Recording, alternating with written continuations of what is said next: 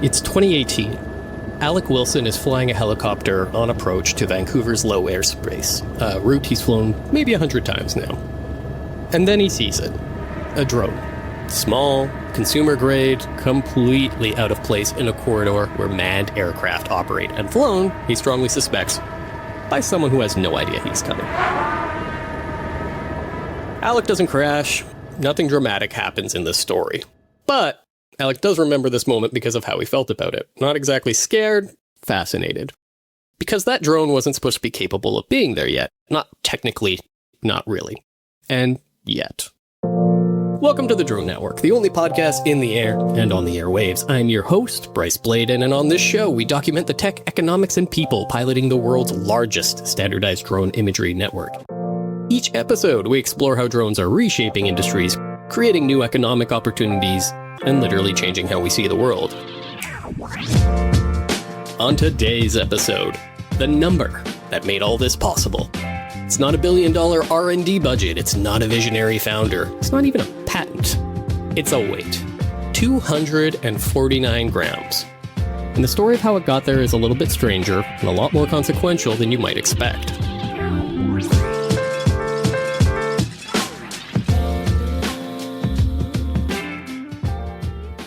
Let's start with how aviation regulation actually works. It's very relevant to the story we're about to tell.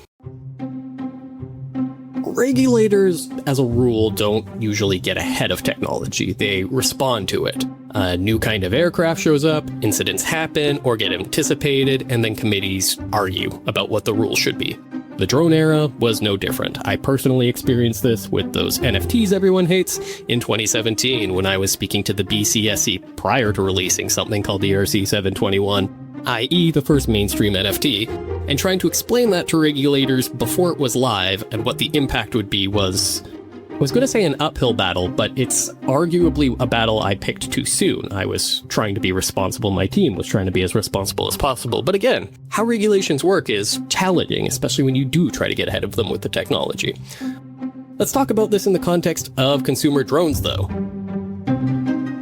When consumer drones started proliferating in the early 2010s, aviation authorities worldwide had a problem. These things weren't like any previous aircraft category. They were cheap enough to buy on a whim. They were easy enough to fly that people with no aviation background were doing it. They were small enough that you could lose one in a tree, and capable enough to cause real problems near airports, stadiums, near anything where you're not necessarily supposed to be flying. The question was, how do you regulate something like this? Something this distributed? You can't license every weekend hobbyist the way you can a commercial pilot. You can't subject a $400 toy to the same airworthiness standards as a Cessna. So they ran tests. They fired drones into things, windshields, rotor systems, soft targets, to understand what weight thresholds corresponded to what injury risk. And a number kept coming up. 250 grams. Below that weight, the risk profile changed enough that regulators in Canada, the US, the UK, and most of the developed world converged on the same threshold, under 250 grams.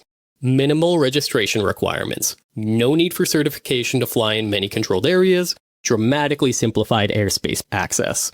The regulatory burden drops off a cliff at that line. Now here's the thing. Nobody designing that regulation was thinking about a global aerial data network. They were thinking about liability. They were thinking about airport safety. They were thinking about not getting yelled at by airlines. But that number had an effect that nobody really planned for. DJI, which, in case you haven't been listening to the show, makes up about 84% of all civilian drones on the Earth right this second, read the regulatory landscape, and they built for it. The Mavic Mini released in 2019 at a whopping 249 grams. The Mini 2, the Mini 3, the Mini 4 Pro, all 249 grams. 1 gram of margin, engineered deliberately. What DJI understood was that weight wasn't just a spec, it was a key to a market.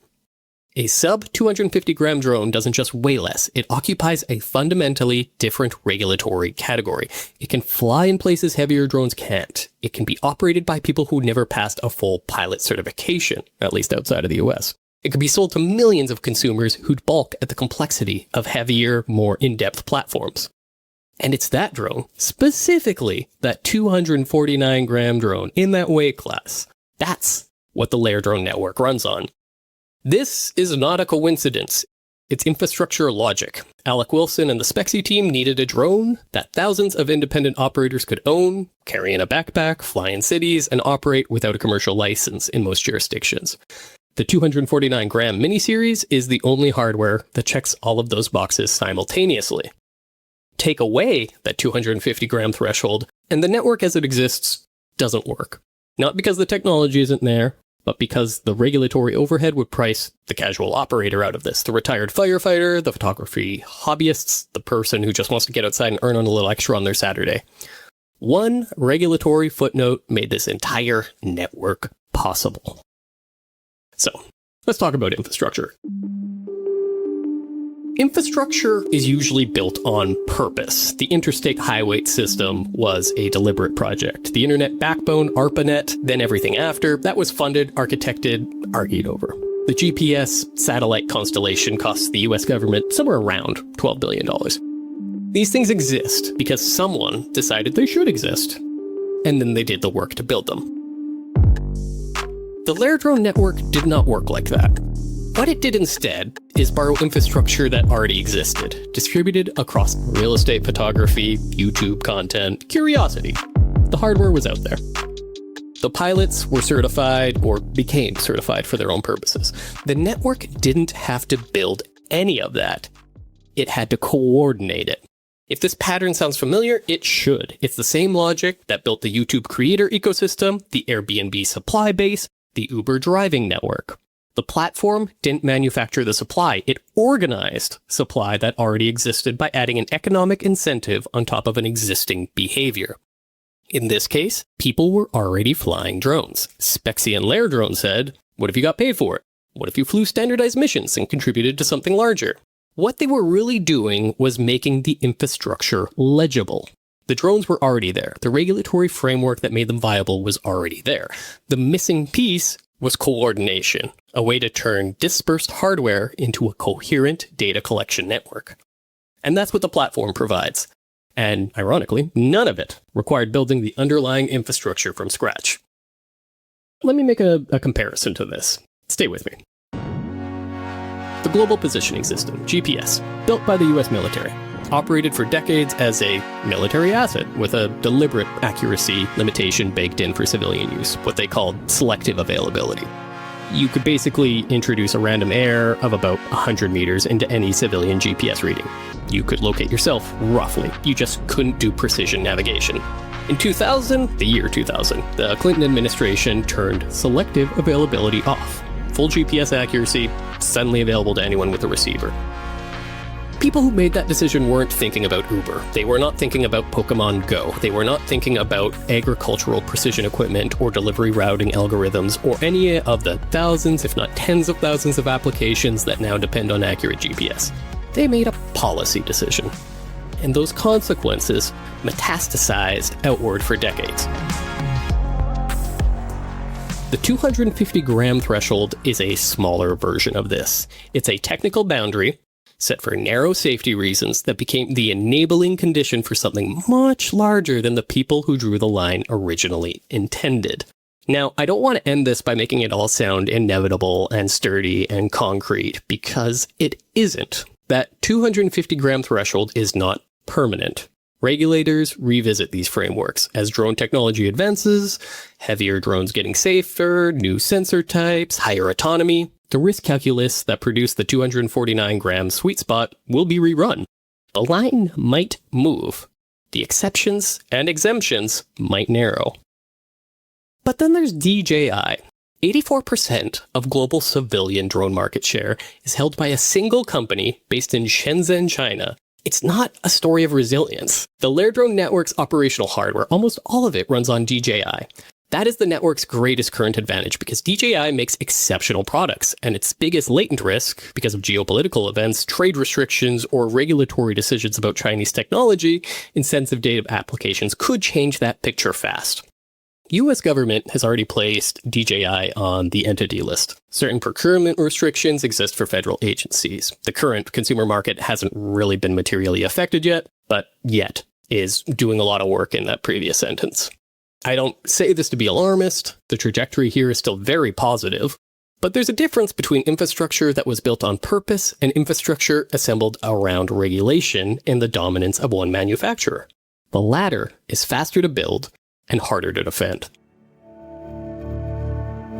Here's how I'm coming to think about all of this. The most important infrastructure is usually the kind that didn't mean to be. GPS wasn't built to power the app economy. The internet wasn't built for streaming video. The 249-gram drone weight limit wasn't written with a global aerial data network in mind.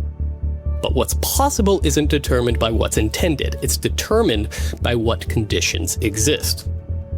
The right hardware at the right price in the right regulatory environment with the right coordination layer on top. Suddenly, you have something that functions as infrastructure, even if nobody planned it that way. And that's what I think is happening here. Not that Spexy or LayerDrone built infrastructure. It's that they looked at what the regulatory environment and consumer hardware market had accidentally made possible, and then they built a coordination layer on top of it. Alec Wilson's drone dodging helicopter story is funny in retrospect, but it's also the moment before the system became legible, when the pieces were already in place and someone smart enough to see the shape of it so that they could start paying attention. It's also worth noting that Alec Wilson, following the story of nearly crashing his helicopter into a drone, actually helped set some of those regulations as part of his previous business prior to joining Spexy Geospatial.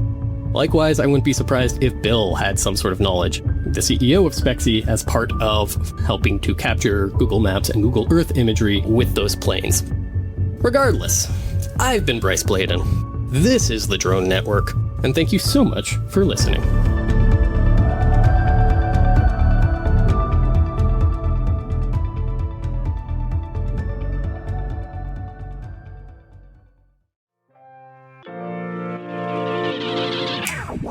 Thanks for being a part of the Drone Network. Subscribe wherever fine podcasts are served to get a new episode every week. And remember to leave us a 5-star review on your podcast app of choice. It helps a lot. Today's show was sponsored by Spexy Geospatial and LayerDrone. Learn more about standardized drone imagery built for global scale at spexy.com, that's spexi.com, and layerdrone.org. Thanks again for listening.